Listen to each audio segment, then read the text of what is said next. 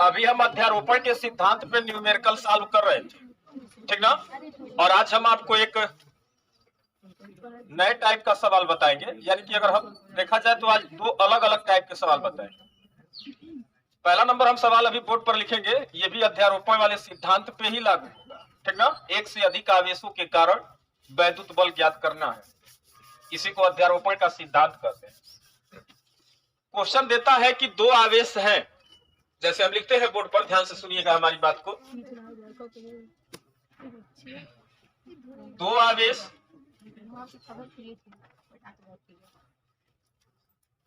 +4E तथा +E एक दूसरे से स्मॉल a दूरी पर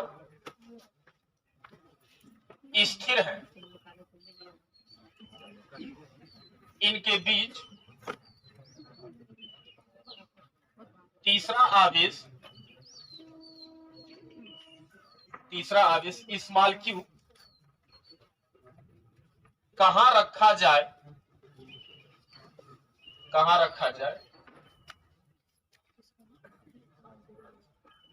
कि वह संतुलन की अवस्था में रहे। ये सवाल है। कोई जरूरी नहीं है कि 4E और +E ही रहे, बोले तो +E ये एक प्रोटॉन का चार्ज है, इलेक्ट्रॉन का चार्ज है, लेकिन धन आवेश के बराबर है, और इलेक्ट्रॉन को हम E से प्रदर्शित करते हैं। यहाँ प्लस लगा दिया है, यानी कि +E है, और एक इलेक्ट्रॉन का आवेश हम आपको बताए हैं कि उसका आंकिक मान 1.6 × 10⁻⁻19 कूलाम होता है, ठीक है।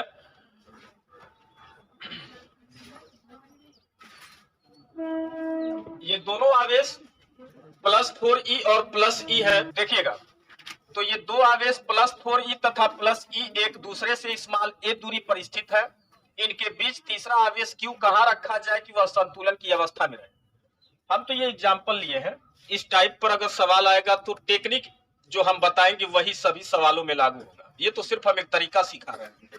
अगर देखा जाए तो आप लोग ये समझते हैं कि हम पढ़ रहे हैं, वास्तव में इंटरमीडिएट में 10th के बाद पढ़ाई नहीं है, सीखना है, प्रैक्टिस करना है। और हम एक बार तरीका बताएंगे, इस पर 2-3 क्वेश्चन आप खुद जाकर के सेल्फ देखिए। हम यहाँ 1 घंटे के लिए पढ़ाते हैं, सिर्फ हम गाइड करते हैं, मेहनत तो आपको ही करना है, ठीक ना। हम 1 घंटा पढ़ाएंगे तो बदले में जाके आपको 2 घंटा 3 घंटा पढ़ना है। नहीं तो ऐसा ना हो कि बाद में सिर्फ हम पढ़ाए, क्लास में पढ़े, उसके बाद कॉपी बंद, और बाद डायरेक्ट बोर्ड का पेपर दे दिए, पेपर आया, क्वेश्चन देख कहेंगे बाद फिजिक्स वाला पता नहीं क्या पढ़ाया, को नहीं मिला है, एकदम बकवास आदमी है, ठीक ना। तो आरोप हमारे ऊपर ना लगाए, हम सिर्फ गाइड करते हैं, और मात्र 1 घंटे की, बाकी मेहनत आपको ही करना है। और थोड़ा सा कंसंट्रेशन में आप लोग बैठे रहेंगे और हमारी बात पर ध्यान देंगे तो ऐसा नहीं है कि समझ में नहीं आएगा। इस टाइप पर बहुत क्वेश्चन बनेगा, लेकिन तरीका सब में एक ही लगाएंगे। देखिएगा हम सॉल्यूशन निकाल रहे हैं इस क्वेश्चन का, जैसे बोला है वैसे लिखते हैं। ये दो आवेश, एक +4E है और एक +E है, ये दोनों एक दूसरे से स्मॉल a दूरी पर स्थिर है, फिक्स है, वो एकदम हिलने डुलने वाला नहीं है, यहाँ एकदम स्थिर। देखिए शब्द पर ध्यान दीजिएगा, स्थिर इंग्लिश में ब्रैकेट में आप फिक्स्ड भी लिख सकते हैं, ये फिक्स है, ये हिले डुलेगा नहीं, भागेगा नहीं, कहीं स्थिर रख दिया गया है इसको। इसके बीच में तीसरा आवेश कहां रखा जाए, हमको नहीं पता है कहां रखा जाए, वही तो पता करना है कहां रखा जाए कि वह संतुलन की अवस्था में रहे। यानी कि अगर हम बीच में, अच्छा देखिए Q है तो ये भी प्लस ही है, ठीक ना। हम बीच में रखेंगे तो दोनों आवेश मिल करके उसका क्या करेंगे, प्रतिकर्षण करेंगे, बल लगाएंगे उस पर, लेकिन फिर भी वो इधर उधर न जाए, संतुलन की अवस्था में रहे, यानी कि जहां रख दे वहीं स्थिर रहे, फिक्स रहे। कहां रखना है वो हमको पता नहीं, ठीक। तरीका आप क्या लगाएंगे, आपको जब पता नहीं है तो आप कहेंगे कि मैं मान लेता हूं कि पहले वाले आवेश से x डिस्टेंस पर इस Q चार्ज को रखें, x डिस्टेंस पर, हमको नहीं पता था तो हम मान लिए कि x दूरी पर रखें। अभी देखना, टोटल डिस्टेंस दोनों चार्ज के बीच में स्मॉल a था, पहले आवेश से x दूरी पर, हम मान के चल रहे हैं कि x दूरी पर, इस आवेश Q को रख रहे हैं और यह संतुलन की अवस्था में होगा। यही काम आप भी करिएगा। अगर टोटल डिस्टेंस a है, इसमें से x आप हटा दोगे तो बचा हुआ डिस्टेंस कितना हो जाएगा? ये a माइनस x हो जाएगा। a माइनस x होगा। टोटल a था, a में से x घटा दोगे तो कितना बचेगा? a माइनस x बचेगा। यानी कि देखा जाए तो प्लस 4e वाले आवेश से यह x डिस्टेंस पर था और प्लस e वाले आवेश से a माइनस x डिस्टेंस पर है। अब बाकी आप नियम जानते हैं। क्या जानते हैं? प्लस और प्लस के बीच में रिपल्सन होता है, प्रतिकर्षण होता है। ये प्लस 4e इस Q को प्रतिकर्षित करेगा, दूर हटाएगा, कुछ फोर्स लगाएगा। मैं मान लेता हूं वो F1 फोर्स था। और इधर से प्लस e वाला भी इस प्लस Q को क्या करेगा? प्रतिकर्षित करेगा। ये भी कुछ फोर्स लगाएगा। इसको मैं मान लेता हूं कि F2 फोर्स लगाता है। संतुलन की अवस्था में कब होगा? जितना फोर्स F1 आगे की ओर लग रहा था उतना ही फोर्स बराबर पीछे लग जाए F2। ठीक ना? हम क्या बताते हैं एग्जांपल की, अगर मैं यहाँ खड़ा हूं, हमारे दोनों हाथों पर 10-10 न्यूटन का फोर्स लगा करके बराबर फोर्स से दोनों साइड खींचा जाए तो हम कहीं जाएंगे? कहीं नहीं जाएंगे, क्योंकि दोनों बल का परिमाण आपस में क्या था? बराबर था, समान था। तो हमारे ऊपर लगने वाला नेट फोर्स क्या हो जाएगा? 0 हो जाएगा। यहाँ Q पर लगने वाला नेट फोर्स 0 कब होगा? 0 तब होगा जब F1 जितना इधर लग रहा है F2 भी उतना क्या हो? पीछे लगे। यानी कि आप लिख सकते हैं कि संतुलन की अवस्था में F1 का मान F2 के क्या होना चाहिए? बराबर होना चाहिए, तभी वह स्थिर रहेगा, नहीं तो स्थिर नहीं रहेगा। F1 का मान हम लिख सकते हैं, ध्यान से देखिएगा। कूलाम का नियम लगाएंगे। कूलाम का नियम कहता है कि 1/4 पाई एप्सिलॉन नॉट, ये तो कांस्टेंट है, फिक्स रहेगा। दोनों चार्जों का गुणनफल लिखेंगे 4e into Q divide by इनके बीच का डिस्टेंस x था तो x का स्क्वायर होगा बराबर। F2 का मान निकालेंगे तो ये दोनों आवेश हैं 1/4 पाई एप्सिलॉन नॉट रहेगा इंटू ये वाला चार्ज है Q और ये वाला चार्ज है E। दोनों चार्जों का गुणनफल इनके बीच के डिस्टेंस का स्क्वायर करेंगे, यानी कि a माइनस x का होल स्क्वायर। ये दोनों बल, दोनों आवेशों के बीच लगने वाला बल, ठीक ना, आपस में बराबर होगा। तो ये तीसरा आवेश जो रखे है यह संतुलन की अवस्था में रहेगा, न लेफ्ट जाएगा न राइट जाएगा, जहां है वहीं रुका रहेगा। ठीक, ये संतुलन की अवस्था वाला कंडीशन है। आप भी जब भी ऐसे, अच्छा देखिए, ये तरीका हम बता रहे हैं, कोई जरूरी नहीं है कि प्लस 4e और प्लस e ही हो, कोई और मान हो सकता है। इनके बीच का डिस्टेंस एक कुछ और हो सकता है, लेकिन लॉजिक तो यही रहेगा कि आप जब तीसरा आवेश रखेंगे तो मान लेंगे कि पहले आवेश से x दूरी पर। बात समझ में आ रहा है? ये 1/4 पाई एप्सिलॉन नॉट दोनों साइड से क्या होगा? कटेगा। देखा जाए तो E इंटू क्यू और E इंटू क्यू दोनों साइड से कटा, इधर बचेगा 4/x स्क्वायर बराबर 1/a माइनस x का होल स्क्वायर। क्रॉस गुणा करिए, 4a माइनस x का होल स्क्वायर बराबर x स्क्वायर। हम इसको लिखते हैं, ध्यान से देखिए। 4 को 2 लिखें इंटू a माइनस x और टोटल का होल स्क्वायर लिख सकते हैं। 2 का स्क्वायर 4 हो जाएगा और a माइनस x का होल स्क्वायर हो जाएगा बराबर x स्क्वायर था x स्क्वायर। ठीक, जब भी स्क्वायर का हम चिन्ह हटाते हैं या दोनों साइड से हम स्क्वायर हटाएंगे तो प्लस माइनस लगा करके हटाया जाता है। सारी बात समझ में? क्योंकि आपको पता है, देखिए, अगर संख्या 4 है तो आप 2 का स्क्वायर लिखेंगे तब भी 4 आएगा। अगर 4 था तो इसको -2 का होल स्क्वायर लिखेंगे तब भी 4 आएगा। तो हमें क्या पता है? 4 देख करके, ये 4 देख करके हमें क्या पता है कि -2 का स्क्वायर था कि 2 का स्क्वायर था। यानी कि यहाँ दोनों संभावनाएं होती हैं, तो आप प्लस -2 का होल स्क्वायर लिखेंगे, ठीक ना, जो जैसा रहेगा वैसा लागू हो जाएगा। क्यों? गणित है, दोनों कंडीशन, जितना कंडीशन बनता है उतना कंडीशन लगाएंगे। हम क्या बोले, 4 को आप 2 का स्क्वायर लिख सकते हैं, सही बात। यहाँ 4 को -2 का होल स्क्वायर लिख सकते हैं, ये भी सही है। तो ये 4 किसका होल स्क्वायर था? 2 का या -2 का? हमें नहीं पता है तो प्लस माइनस लगाते हैं। वैसे प्लस माइनस यहाँ भी लगाएंगे और लिखते हैं, ध्यान से देखिएगा क्या लिखेंगे। इसको पलट के लिखेंगे, x का स्क्वायर हटाएंगे और प्लस माइनस और क्या लगाएंगे? Plus minus 2a minus x।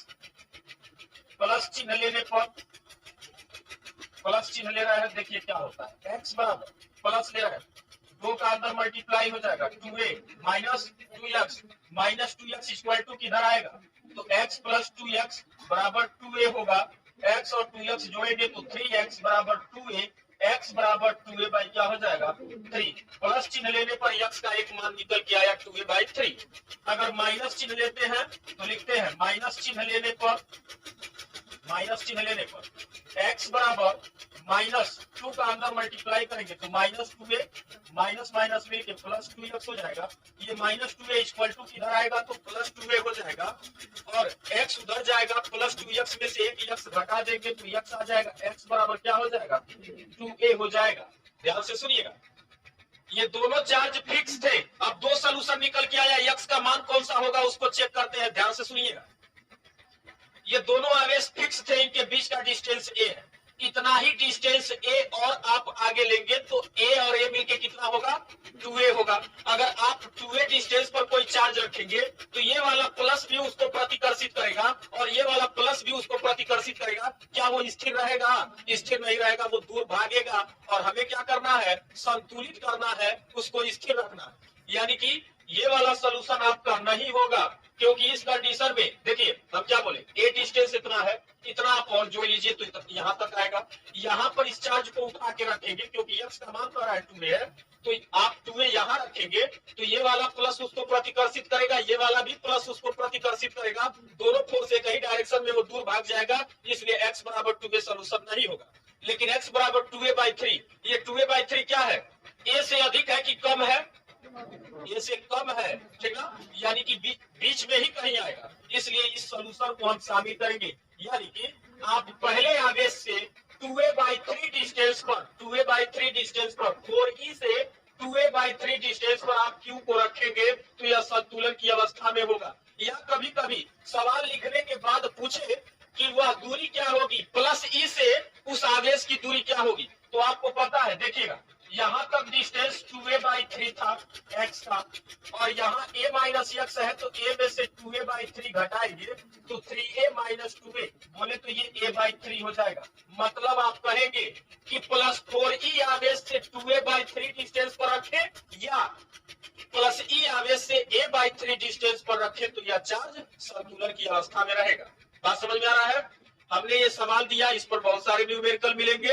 कोई जरूरी नहीं है कि हर बार डिस्टेंस ए ही दे, ए की जगह कुछ भी हो सकता है, प्लस 4e तथा प्लस e के जगह भी कुछ भी हो सकता है, सिर्फ मान बदलेगा। लेकिन टेक्निक यही होगा, आप आवेशों को फिक्स करेंगे, उनके बीच में कहाँ रखना हमें नहीं पता तो हम मान के चलेंगे कि x दूरी पर रखे हैं और यहाँ रखने पर ये संतुलन की अवस्था में आ रहा है। ये वाला इसको प्रतिकर्षित करेगा, ये वाला इसको प्रतिकर्षित करेगा, ठीक है, और दोनों बल आपस में बराबर हो जाएंगे तो यह संतुलन की अवस्था में आ जाएगा। दोनों को जब आप आंकिक मान रख करके बराबर करेंगे तो x का ऑटोमेटिक मान निकल करके आ जाएगा। यही टेक्निक होगा कि अगर मान लीजिए दो आवेश, यहाँ एक q है और एक 3q है, ये दोनों एक दूसरे से r डिस्टेंस पर रखे गए हैं। अरे बात समझ में? ऐसे सवाल देगा, देखिएगा क्वेश्चन का टाइप बदल रहा है। एक चार्ज q है, एक चार्ज 3q है, या एक q चार्ज का कोई गोला है और यहाँ एक 3q चार्ज का कोई गोला है। बोले तो पहला वाला गोला q आवेश से आवेशित है और यहाँ दूसरा गोला 3q आवेश से आवेशित है। अभी ये दोनों r डिस्टेंस पर लग रहे हैं, ठीक है। क्वेश्चन में ये कहता है कि अभी इनके बीच में अगर ये दोनों प्लस थे, ठीक ना, तो इनके बीच में कुछ प्रतिकर्षण बल काम करेगा और उस प्रतिकर्षण बल का मान निकालने के लिए आप कूलाम के नियम का उपयोग करेंगे। 1/4πε0 q into 3q divide by r square लिखें। सवाल में कभी कभी ये कहता है कि मान लीजिए ये गोला A था, ये गोला B था, और कहेगा कि एक समान प्रकार का गोला है लेकिन वो उदासीन है और उसका नाम C है। इस गोले का नाम C है लेकिन ये उदासीन है। हमारी बात को ध्यान से समझिए, किस टाइप का न्यूमेरिकल बनेगा। हम बोले कि दो गोले हैं, समान प्रकार के दो गोले, एक पर प्लस q आवेश है, एक पर प्लस 3q आवेश है। ये दोनों एक दूसरे से r डिस्टेंस पर रखे गए हैं। कहेगा कि एक तीसरा गोला लेके आ रहा है लेकिन ये न्यूट्रल है, उदासीन है, इस पर कोई चार्ज नहीं है, और कहेगा कि इसको उठा करके लाएंगे और C से टच करा करके, ठीक ना, माने ऐसे स्पर्श करा के उसको, और इसके बीचों बीच में रखेगा तो रखने पर सी पर लगने वाले कुल बल का मान हमसे पूछेगा। यानी कि अगर उदासीन गोले को हम क्या करेंगे, इस गोले से स्पर्श कराएंगे तो कुछ ना कुछ घटना जरूर हो, ठीक ना, तभी स्पर्श करा करके और इनके बीच में रख रहा है। तो देखिएगा स्पर्श कराने से क्या होता है, अभी हम इस चैप्टर में बता रहे हैं, फिर अगले चैप्टर में जब सेकंड चैप्टर थर्ड चैप्टर पढ़ाएंगे इलेक्ट्रिक पोटेंशियल वैद्युत विभव, तो वहां भी छुआ के हटाना पड़ेगा, मतलब सटा के और हटाना पड़ेगा। ध्यान से समझिएगा। इसको जब हम इससे टच करेंगे तो लॉजिक क्या होगा कि ये गोला बी था और ये गोला सी था, ये उदासीन था, ये न्यूट्रल है, इसके पास कोई चार्ज नहीं है और इसके पास चार्ज 3q है। जब हम दोनों को स्पर्श कराएंगे या किसी कभी कभी स्पर्श भी करवाता है और कभी कभी कहता है इनको चालक तार द्वारा जोड़ दीजिए। अगर हम यहाँ चालक तार द्वारा जोड़ते हैं या मान के चलिए स्पर्श ही कराते हैं, तो चालक तार द्वारा जोड़ने पर या स्पर्श कराने पर इन दोनों गोलों पर आवेश की मात्रा समान हो जाएगी, यानी कि दोनों पर बराबर बराबर आवेश आ जाएगा। स्पर्श कराने का सिर्फ इतना ही लॉजिक है, ठीक ना। जब भी आप किसी एक गोले को दूसरे गोले से अलग चार्ज से, मान लीजिए ये अलग चार्ज से चार्ज है या इस पर तो अभी चार्ज ही नहीं और ये 3q चार्ज से चार्ज है, हम इसको इससे स्पर्श कराएंगे या चालक तार द्वारा जोड़ेंगे तो इन दोनों गोलों पर आवेश की मात्रा समान हो जाएगी और समान हो जाएगी और कितनी होगी उसको निकालने का भी एक टेक्निक है। ध्यान से सुनिएगा। जब हम स्पर्श नहीं कराए थे तब इस पर 3q आवेश था और ये उदासीन था, तो इस पर आवेश की मात्रा 0 थी। हमारी बात समझ में। लेकिन जब हम स्पर्श कराएंगे तो दोनों पर आवेश की मात्रा समान हो जाएगी। मान लीजिए कि इस पर q डैश हो गया तो इस पर भी क्या होगा, q डैश ही होगा, दोनों पर आवेश की मात्रा समान हो जाएगी। अब हम मान लिए हैं कि स्पर्श कराने के बाद इस पर q डैश और इस पर q डैश आया है, तो इस q डैश का मान क्या होना चाहिए। तो लॉजिक क्या है, टेक्निक क्या है, ध्यान से सुनिएगा। q डैश बराबर आप दोनों चार्जों का योग कर दीजिए 3q और प्लस 0 और उसमें 2 से भाग कर दीजिए, डिवाइड बाई 2 करेंगे, यानी कि q डैश का मान निकल के आ गया 3q बाई 2। बोले तो इनको टच करा करके स्पर्श करा करके हटाने पर गोले B पर आवेश की मात्रा 3q बाई 2 हो जाएगी और गोले C पर भी आवेश की मात्रा 3q बाई 2 हो जाएगी। ये दोनों मान आपस में क्या हो जाएगा, बराबर हो जाएगा। अभी देखिएगा, मान के चलिए अगला एग्जाम्पल हम समझाते हैं। ये कोई गोला था, इसका नाम A है, ये कोई गोला है, ये B है। मान के चलते हैं इस पर 8 कूलाम का आवेश था और इस पर मात्र 2 कूलाम का आवेश है। ये दोनों अलग अलग आवेश से आवेशित है और जैसे ही दोनों को स्पर्श कराएंगे तो स्पर्श कराने के बाद या चालक तार द्वारा जोड़ने के बाद इन पर आवेश की मात्रा समान हो जाएगी और उसको हम q डैश मान लेंगे थोड़े समय के लिए कि दोनों पर बराबर हो गया, इस पर भी q डैश हो गया और इस पर भी q डैश हो गया। अब इस q डैश को तो आप माने हैं, तो इसका मान कैसे निकालेंगे, तो कहेंगे कि q डैश बराबर मान निकालने के लिए, यानी कि स्पर्श कराने के बाद या चालक तार द्वारा जोड़ने के बाद इन गोलों पर आवेश की मात्रा निकाल रहे हैं। तो ध्यान से सुनिएगा, पहले वाले आवेश को 8 कूलाम था, दूसरा वाला आवेश 2 कूलाम था, दोनों को जोड़ करके हमेशा 2 से भाग करेंगे, 8 और 2 मिलकर के 10 कूलाम होगा, भाग कर देंगे 2 से तो ये 5 कूलाम हो जाएगा, यानी कि q डैश बराबर। देखा जाए तो जोड़ने से पहले कुल आवेश कितना था, 10 कूलाम, और जोड़ दिए हैं तो q डैश का मान 5 कूलाम आया है और यहाँ भी q डैश का मान 5 कूलाम आया है। अभी भी टोटल आवेशों का योग कितना था, 10 कूलाम ही है। सारी बात समझ में।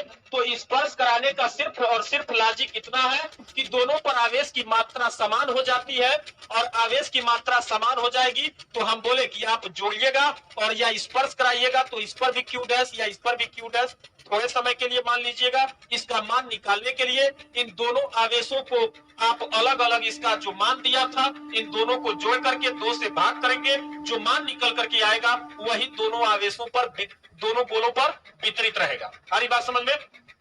तो सवाल ऐसे भी पूछता है कि मान लीजिए 2 आवेश q और 3q है, ठीक, एक दूसरे से r डिस्टेंस पर फिक्स है, स्थित है। एक तीसरा गोला जो C है ये बिल्कुल उदासीन है, इसको हम ला करके B से स्पर्श कराएंगे और स्पर्श कराने के बाद इनके मिड पॉइंट पर बीचों बीच में रखेंगे, तब उस गोले पर लगने वाले बल का मान ज्ञात कीजिए। अभी हम इसको हटाते हैं और दिखाते हैं, देखिएगा, लिखते हैं, देखिए यहाँ एक गोला चार्ज Q A पर था, इससे 2r डिस्टेंस पर एक दूसरा गोला है जिसका चार्ज +4Q है, ये B है। एक तीसरा गोला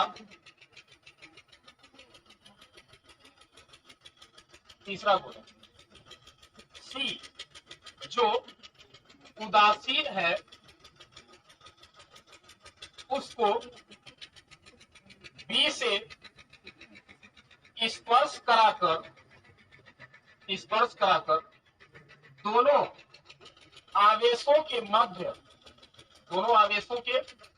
कराकर दोनों आवेशों के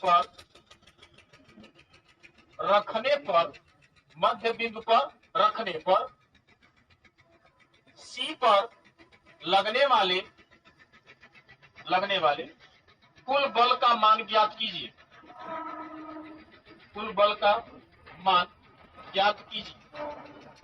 ये क्वेश्चन बन गया। यहां हम लिखे हैं एक आवेश +Q, गोला A है उस पर +Q आवेश है, बोर्ड पर ध्यान दीजिएगा, और यहाँ गोला B है इस पर +4Q आवेश है। एक तीसरा गोला C जो उदासीन है उसको B से स्पर्श कराकर दोनों आवेशों के मध्य बिंदु पर रखने पर C पर लगने वाले कुल बल का मान ज्ञात कीजिए, यानी कि वैद्युत बल का मान ज्ञात करना। सॉल्यूशन देखिएगा इसका। ये था A जिसका मान +Q था, ये 2r डिस्टेंस था टोटल, मध्य बिंदु इसका क्या होगा, पहले वाले आवेश से r डिस्टेंस और दूसरे वाले गोले से भी r डिस्टेंस, तभी तो ये मध्य बिंदु होगा, r और r मिलकर के 2r हो जाएगा। यहां हम C को रख रहे हैं, ये गोला C है, देखिए, लेकिन ऐसे नहीं रखा गया है, इस गोले को पहले B से स्पर्श कराया गया, तो हम अलग बनाते हैं, थोड़े समय के लिए ध्यान दीजिए। ये गोला B था, इस पर 4Q आवेश था प्लस, और ये गोला C था, इस पर कोई आवेश नहीं था, 0 था। जब दोनों को स्पर्श कराएंगे या चालक तार द्वारा जोड़ेंगे तो दोनों गोलों पर आवेश की मात्रा समान होगी, उसको हम Q डैश और Q डैश मान लेंगे। अब इस Q डैश का मान आप निकालेंगे तो Q डैश बराबर, दोनों आवेशों को जोड़ेंगे तो ये 4Q था, ये 0 था, और 2 से क्या करेंगे, भाग करेंगे। 4Q में 0 जोड़ेंगे तो 4Q ही रहेगा, और 2 से भाग कर देंगे तो Q डैश का मान कितना आ जाएगा, 2Q आ जाएगा। यानी कि अब जो गोला यहाँ रखे इस पर +2Q आवेश है, और B पर भी कितना हो गया, +2Q आवेश हो गया। और हमसे पूछा है कि अब C पर लगने वाले वैद्युत बल का मान ज्ञात कीजिए, तो ध्यान से सुनिएगा। ये भी प्लस था, ये भी प्लस था, ये वाला प्लस इसको दूर भगाएगा, कुछ फोर्स लगाएगा, कितना, F4 मान लेते हैं। ये भी प्लस है, ये भी प्लस है, ये वाला प्लस इस वाले प्लस को क्या करेगा, दूर भगाएगा, कुछ फोर्स लगाएगा, इसको क्या मान लेते हैं, F2। पहले हम F1 का मान निकाले कूलॉम के नियम से, 1/4 पाई एप्सिलॉन नॉट रहेगा। दोनों आवेशों का गुणनफल लिखेंगे, एक आवेश Q था, दूसरा का आवेश 2Q था, और इनके बीच का डिस्टेंस क्या था, R था, तो R का स्क्वायर हो जाएगा। अब हम F2 का मान निकालेंगे तो 1/4 पाई एप्सिलॉन नॉट, ये 2Q और ये भी 2Q, तो 2Q into 2Q divide by क्या हो जाएगा, R स्क्वायर हो जाएगा। या F2 बराबर लिखे 1/4 पाई एप्सिलॉन नॉट, 2 दूना 4 हो जाएगा, और Q इंटू Q मिलके Q स्क्वायर हो जाएगा, और डिवाइड बाई क्या होगा, R स्क्वायर। एक ही वस्तु पर या एक ही बिंदु पर दो सदिश राशियां एक दूसरे के अपोजिट डायरेक्शन में लगी हैं, तो आप क्या करेंगे, उन सदिशों का योग करने के लिए हमेशा बड़े वाले सदिश में से छोटे वाले सदिश को हटा लेंगे। F1 का मान निकाले हैं, तो देखिएगा इसको एक लाइन अगर हम आगे बढ़ाए तो आप लिखोगे 1/4 पाई एप्सिलॉन नॉट, 2 को किनारे कर लो, और Q इंटू Q मिलके Q स्क्वायर, और डिवाइड बाई क्या हो जाएगा, R स्क्वायर।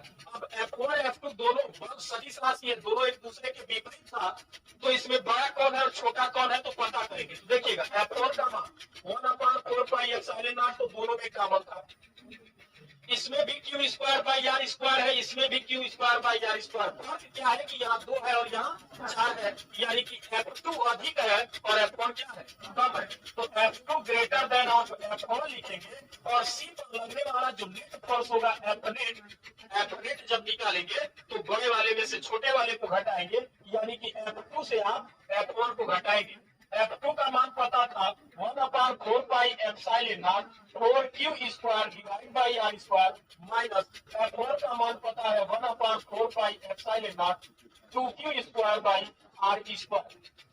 देखिएगा यहाँ हम लिखते हैं, जगह नहीं है यहाँ लिख रहे हैं, F नेट बराबर 1/4 पाई एप्सिलॉन नॉट, दोनों में कॉमन था बाहर निकाले, q square by r square दोनों में कॉमन है बाहर निकालेंगे, q square by r square. यहाँ बचेगा सिर्फ 4 और माइनस यहाँ बचेगा सिर्फ 2, 4 में से 2 घटा देंगे 2 बचेगा, यानी कि F नेट बराबर 1/4 पाई एप्सिलॉन नॉट और 2q square by r square होगा, यानी कि C पर लगने वाला कुल नेट फोर्स इतना होगा।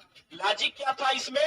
अच्छा देखिएगा, कभी कभी क्वेश्चन वाले मनुआ जाते हैं तो तनी और ढंग से पूछ लेते हैं। वो कहेगा पहले सी को हम पहले बी से छुआए, मतलब बी से स्पर्श कराएंगे और करे बाद तुरंत हम ए से भी स्पर्श कराएंगे, बारी बारी दोनों से स्पर्श करा करके तब बीच में रखेगा, तब बल पूछेगा।